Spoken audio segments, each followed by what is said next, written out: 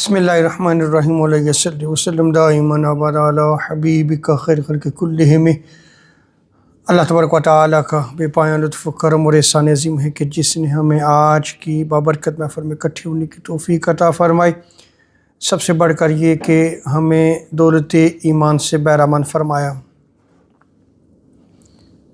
نماز کے طریقے کے حوالے سے آج ہم بیان کریں گے کہ جب نماز کا آغاز کیا جاتا ہے اور نماز کی افتتاح جو ہوتی ہے وہ تکبیر تحریمہ اللہ اکبر سے ہوتی ہے، یعنی دونوں ہاتھ اٹھا کے بندہ مومن اپنی نماز کو تکبیر کہتے ہوئے آغاز کرتا ہے۔ اب اس میں یہ یاد رکھ لیں کہ حضور صلی اللہ تعالیٰ علیہ وسلم سے کانوں تک ہاتھ اٹھا کر جو تکبیر کہی جاتی ہے، جو طریقے نقل کیے گئے ہیں، آج ہم اس کا ذکر کریں گے۔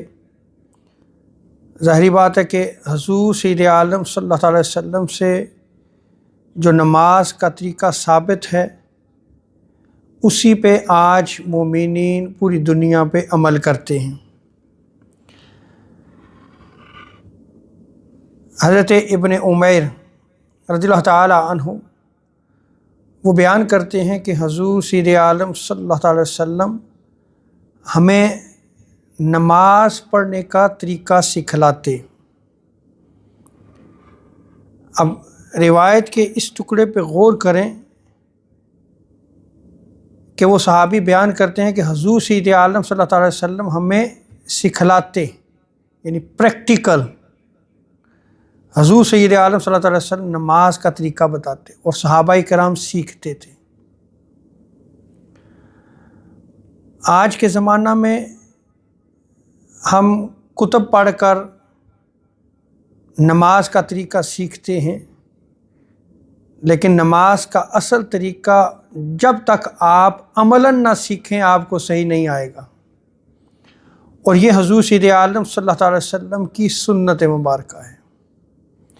جیسا کہ صحابہ کرام بھی حضور سید عالم صلی اللہ علیہ وسلم کی مجلس میں حاضر ہوتے تو حضور سید عالم صلی اللہ علیہ وسلم انہیں باقاعدہ طریقہ سکھلاتے، پریکٹیکل۔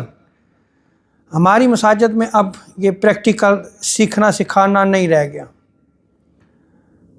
اور باقاعدہ جو ہے وہ اس کی کلاسز ہونی چاہیے تاکہ جو حضور سید عالم صلی اللہ تعالیٰ علیہ وسلم نے نماز ادا فرمائی ہے اسی طریق پہ ہم نماز ادا کریں۔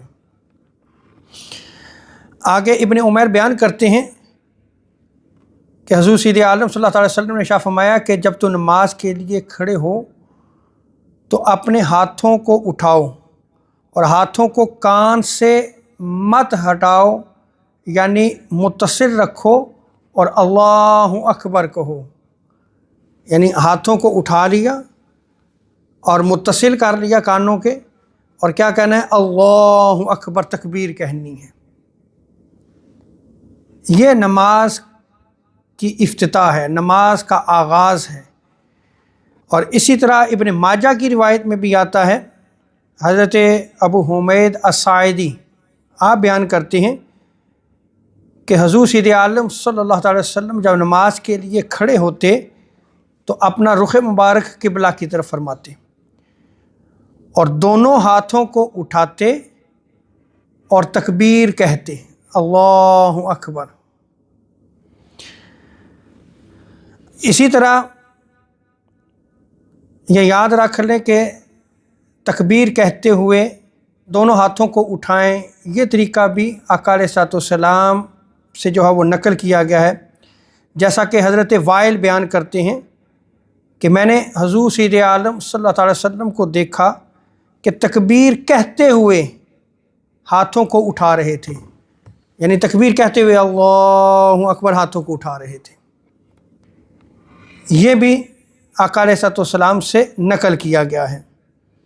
اور یہاں پر یہ یاد رکھ لیں کہ عام مشائخ اور اکثر علماء احناف کا قول یہی ہے کہ آپ دونوں ہاتھوں کو اٹھائیں